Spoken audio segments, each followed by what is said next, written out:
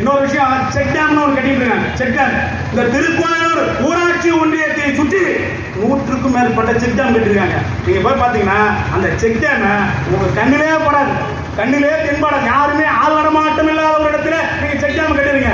8 லட்சம் 6 லட்சம் 7 லட்சம் அந்த செக் டேம் போயிட்டு யாராவது ஒருத்தர் போய் நேரில் பார்த்து தரம் இல்லை சரியில்லைன்னா ஒன்றும் ஒரு தோழர் ஒருத்தர் நம்ம ரிஷன் ஒரு குச்சி எடுத்து ஒரு ரோடு சரியில்லைன்ட்டு இப்படி குத்தி காமிச்சார் போட்டோவில்.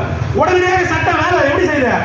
பொது சொத்தை சேதம் விளைவித்தார் அப்படின்னு வழக்கு போடுறீங்க. ஏன் ரோடு போடுறது சரியில்லை, கும்பலாக ரோடு போட்டுக்கிறான், கான்ட்ராக்டுக்காரனை கேளியா? அதை கண்காணிக்க வேண்டிய பிடிஓ கேளியா? அதை கேள்வின்னா வட்டார வளர்ச்சியில் சொல்ற கொடுக்குறாரு கம்ப்ளைண்ட். அந்த ரோட்டை வந்து காமிச்சவர் செய்த தரமில்லாம இருக்கு சொன்னவர் மேல பொது சொத்தை சேதப்படுத்தியதாக வழக்கு. என்ன ஒரு நிர்வாகம்! இந்த போக்கை நீங்கள் திரும்ப பெற்றுக் கொள்ள வேண்டும் என்று கூறிக்கொண்டு எனக்கு